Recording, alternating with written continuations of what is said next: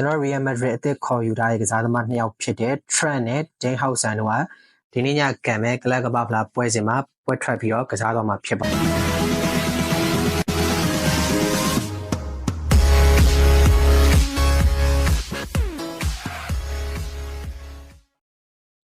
်အားလုံးပဲမင်္ဂလာပါ Hala Madrid Show ရဲ့ Facebook, TikTok နဲ့ YouTube Channel တွေကနေပြီးတော့ပြန်လည်ကြိုဆိုလိုက်ပါတယ်ဒီနေ့ညမှာတော့ကျွန်တော်တို့ Real Madrid fan တွေအားလုံးစောင့်မျှော်နေကြတဲ့ကလပ်ကမ္ဘာဖလားပြိုင်ပွဲကြီးကတော့စပါပြီစပြီးဆိုတော့ကျွန်တော်တို့ Real Madrid အတွက်ကိုစတာပေါ့နော် Madrid ပွဲကိုစပြီးတော့ကြည့်ရတော့မယ်အထူးသဖြင့် Xabi Alonso ရဲ့လက်အောက်မှာကစားမဲ့ Madrid ကိုကျွန်တော်တို့တွေအားလုံးစပြီးတော့ခန်းစားရပါတော့မယ်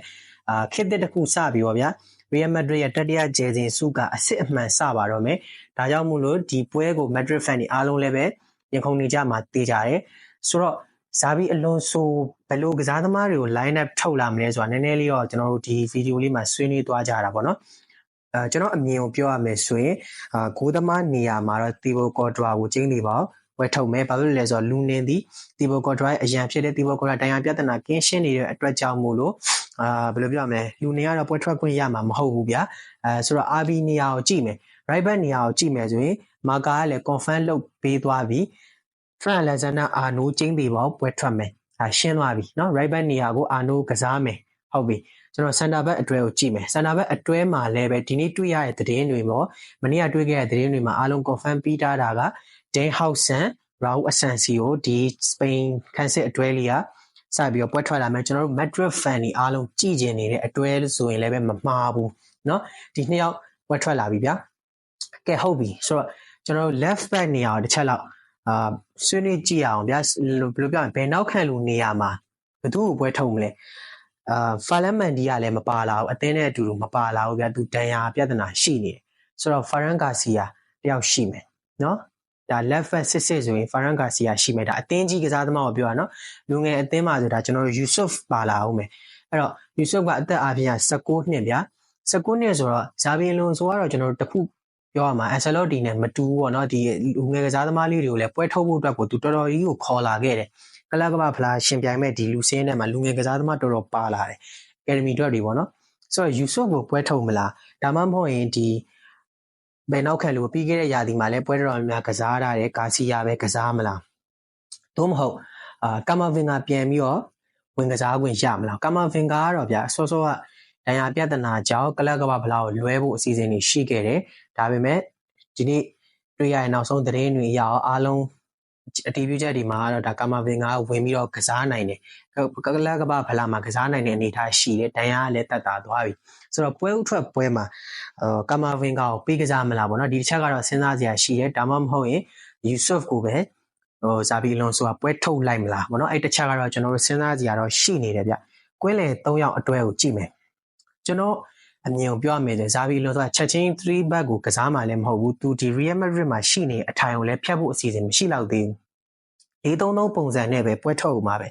4-3-3နဲ့သွားမယ်ဆိုတော့ဗျာစောစောကခန်းစစ်4ယောက်အတွဲကတော့ပြီးပြီကွင်းလေ3ယောက်မှာဘယ်သူတွေဖြစ်မလဲဒါကတော့ရှင်းတယ်ဗျအများကြီးစဉ်းစားစရာမလိုဘူးကွင်းလေ3ယောက်အတွဲကရှင်းရှင်းလေးပဲ Chouamani ရှိမယ် Vivari ရှိမယ်ဒီဘက်မှာနံပါတ်8 row ကို Jude Bellingham ကိုကစားခိုင်းမယ်ဘာဖြစ်လို့လဲဆိုတော့ Jude Bellingham ကနံပါတ်8 row ကိုဆင်းပြီးတော့စော့တဲ့နေရာမှာအဆင်မပြေတာတော့ရှိတယ်ဗျာပြီးခဲ့တဲ့ရာသီတုန်းကဒါကြောင့်မို့လို့အသင်းဘက်ကလည်းပဲဒီရာသီမှာ Jude Bellingham ကိုနံပါတ်8နေရာမှာပဲကစားစီခြင်းတယ်ဒါကြောင့်Jude Bellingham ဒီနံပါတ်8 row မှာအဆင်ပြေနိုင်မလားမပြေနိုင်ဘူးလားအကယ်လို့ဒါ Bellingham အဆင်မပြေဘူးဆိုရင်နောက်ထပ်ကွင်းလဲလို့တူကိုခေါ်သွားမယ်ဝယ်ယူသွားမယ်ပေါ့နော်နေရာဖြည့်သွားမယ် Bellingham ကအဆင်ပြေရင်တော့ကလပ်ကမ္ဘာဖလားပြိုင်ပွဲမှာခြေစွမ်းကောင်းတွေပြနိုင်တယ်ဆိုရင်ကွင်းလဲလူတယောက်ကဖြည့်ဖို့အစီအစဉ်မရှိသလောက်နည်းသွားမယ်ဒါကြောင့်နံပါတ်8 row မှာတော့ကျွန်တော်တို့ Jude Bellingham ကိုကျင်းသေးပေါ့တွေ့ရမယ်လာမယ့်ပွဲစဉ်မှာနော်အဲ့တော့ Bellingham Chouamani Fede Valverde ပေါ့နော်အာနိုးအတက်ဆင်းလုပ်မယ်ဆိုရင်အာနိုးနေရာလွတ်သွားမယ် space တွေကို Fede Valverde ကပြန်ဆင်းပြီးတော့ backup လုပ်ပေးမယ်အဲ့တော့ဒါ4-3ဒီကွင်းလည်နဲ့ခန်းစစ်အတွဲကတော့ပြီးပြီအဲ့တော့အရှိ3ယောက်မှာဘယ်သူတွေဖြစ်မလဲကျွန်တော်တို့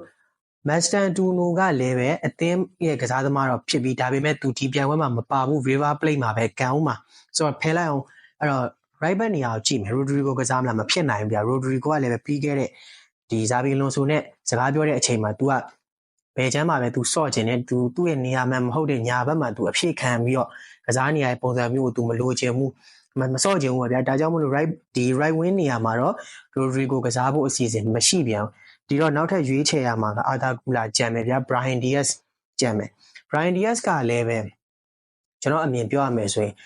Arda Güler ကိုကြော်ပြီးတော့နေရာပေးဖို့အစီအစဉ်တော့မရှိလာဘူးဗျာဒီလာမဲ့အဖွင့်ပွဲစီပေါ့နော်ဆိုတော့ကျွန်တော်တို့ရှေ့တန်း3ယောက်တိုက်စစ်အတွက်ရတော့ Arda Güler ရဲ့ Kylian Mbappe ရဲ့ Vinicius Junior ရဲ့ပေါ့နော်ဒီ3ယောက်အတွက်ကိုပဲတွေ့ရဖို့အစီအစဉ်ရှိတယ်ရှင်းရှင်းပြောရရင်Ancelotti ရဲ့အတွဲအဖက်ကိုပဲကျွန်တော်တို့နည်းနည်းလေး modify လုပ်ပြီးတော့တွေ့ရမယ့်အစီအစဉ်ရှိအောင်မယ်ဇာဘီအလွန်ဆိုစိတ်ကြိုက်လူစင်းကတော့ဒီကလပ်ကပဖလားအပြီးမှာပေါ်ထွက်လာဖို့တော့ရှိတယ်ဒါကြောင့် left back နေရာမှာ Yusuf ကစားမလားဒါမှမဟုတ်ရင် Garcia ပဲကစားမလား Camavinga ပဲရှေ့တစ်နှစ်ကျော်တုန်းက Camavinga left back မှာတော်တော်လေးကစားခဲ့တာဟုတ်အဲ့တော့ Camavinga ပဲပြန်ကစားမလား brother တို့ကဘယ်လိုအမြင်တွေရှိလဲဘယ်နောက်ခံလူနေရာကိုဘယ်သူပွဲထွက်ပြီးတော့ကစားသွားဖို့အစီအစဉ်ရှိလဲနောက်ကျွန်တော်ပြောခဲ့တဲ့ line up မှာဘယ်ကစားသမားတွေကိုထုတ်ပြီးတော့ဘယ်ကစားသမားတွေကိုအစားထိုးပြီးတော့ကစားစီခြင်းလဲ comment မှာဝင်ရောက်ဆွေးနွေးပေးခဲ့ကြပါအောင်အားလုံးနောက်ဗီဒီယိုမှာပြန်တွေ့ပါမယ်